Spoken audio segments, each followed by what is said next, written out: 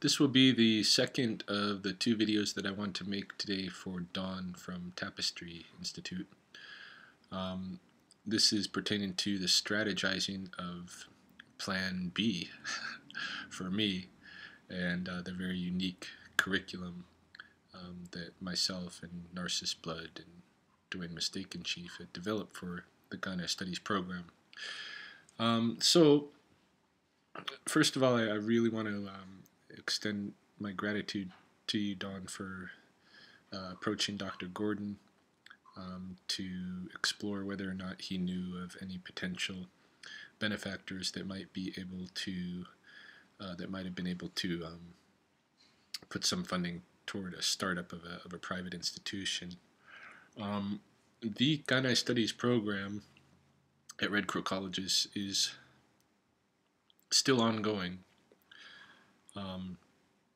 but it's going to be very different than what it was. Dwayne is still there, so the language component will still be strong, but the land-based learning component is, without Narcissus and I, is missing. And the very unique curriculum that we developed, that we embody, I don't think can be just easily replicated. They don't train people for this at schools, so you're not going to be able to find somebody easily with the same skills. And it was a very special skill set that all of us involved in Ghana Studies had to have, where we'd be able to communicate between different knowledge systems, traditional Blackfoot system and mainstream disciplines. And really, I'm still very much in shock that this has happened. I saw the writing on the wall a long time ago. That I was talking about it in summer, that our program was under attack. And so, the question for me now is, how do I continue to help people with the experiences and the knowledge that I've gained? And I would like to continue to do that, but I think, as I mentioned, that at this point, I think it has to be something that's privatized if we're able to start a new institute or something like this, so that it won't run into this kind of interference again. And you're well aware of programs that were affiliated with other tribal colleges or tribes in general that were interfered with for similar reasons. So, privatization, and so I guess the real question is how to go about it. And you've given me a lot to think about in your letters. I completely agree with you, the notion that for sustainability, we're going to need to generate revenue.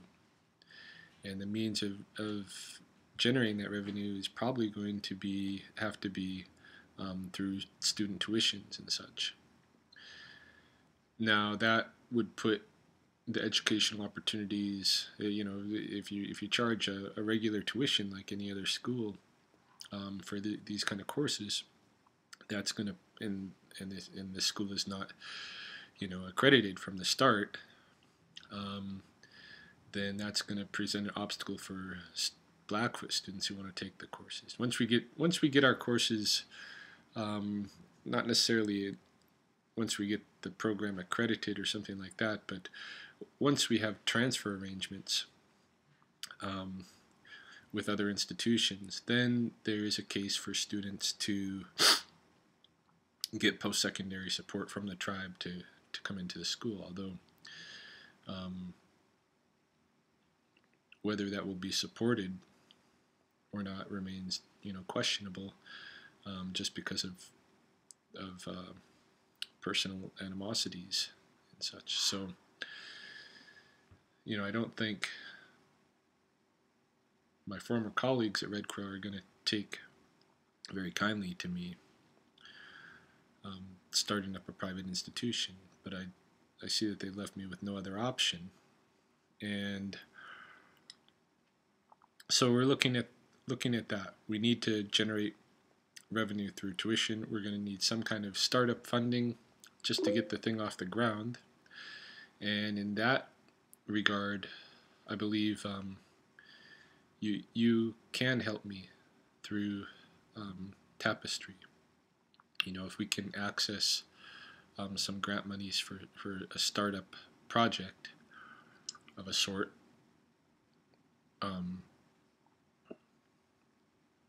then that would be very helpful.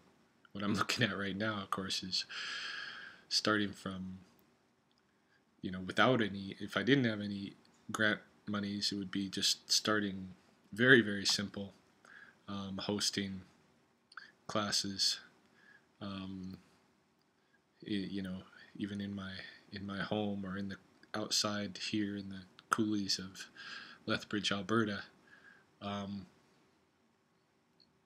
or renting space somewhere in the city to do courses. But like you said, I do need an income myself. I have a family, and I have a new mortgage, and things are not looking good for me right now. So I am involved in a job search. I did get a couple of little contracts right away, one for the month of April and one for the month of May, to work on a couple of projects. But unfortunately, just yesterday, the one for April got canceled by political interference, where they thought that perhaps they shouldn't contract me because of my situation with Red Crow College. They didn't want to field any heat from people at Red Crow. So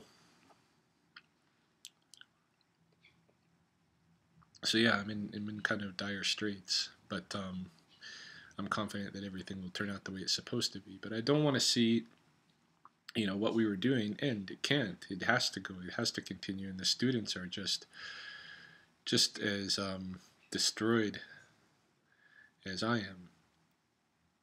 I've talked to the students, and I've seen what they're posting in social media and such, and they're very discouraged. They're very discouraged, and it's very sad what's happened to them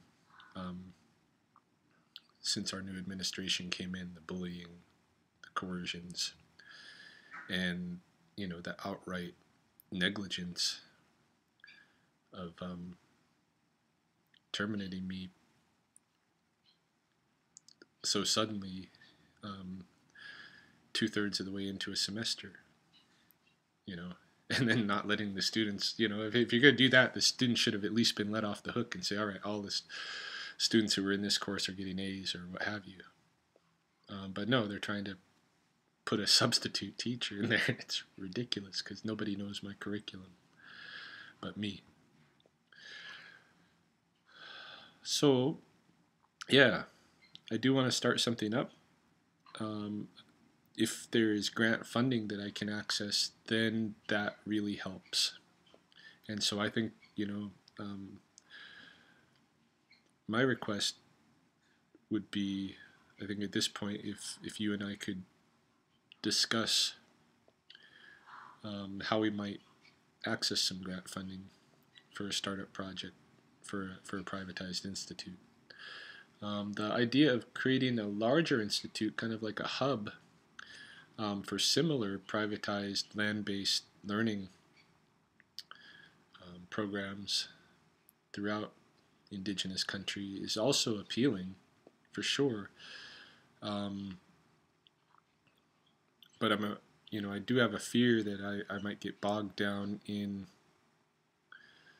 the management of that hub and not be able to engage with what is really important to me, which is sharing the learning and experiences that I've I've gained, the curriculum that I've developed, and that I worked with Narcissus on. I mean, this is what the students need. They need this. They need access to this curriculum.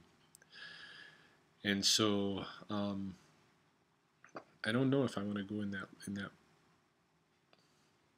I do see the need for that kind of a hub. I do see where it could be very helpful. I don't know if I myself want to be responsible for it, though I'd certainly be interested in partnering in its development in some manner. But really, my interest is in sharing my knowledge, and watching students develop and grow through the kinds of experiences that I can give them on the land. So if we can discuss that, like what might be a good startup project that we could look for some money to run and get things off the ground, then yeah, I think that's the direction I'd like to go.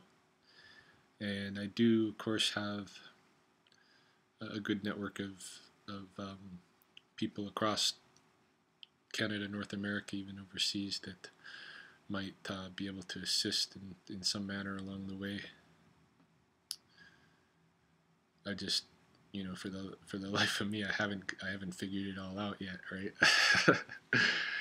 Too busy being traumatized, I think, and worried about the financial situation and all of that. So, but yeah, I do want to do this, and there are others who want to do it. Even my some of my other colleagues might want to jump in if I was able to get something off the ground. And certainly, I know a good number of my students would follow. But like you said, it has to be made affordable to them, even maybe free to them, by way of revenue gathered from other student populations. And in that regard, maybe we need to open the door again and talk about distance learning. And like I spoke about during our consultation, my idea regarding the distance learning is that I can share teachings about how a knowledge system and a way of life, an indigenous way of life, comes from local ecology, and I can give the example that I know the best. I can explore that example that I know the best in doing so, in the hopes that people who are not from here, but who are wanting to learn about indigenous knowledge or indigenous cultures, can see that model for what it is, and then explore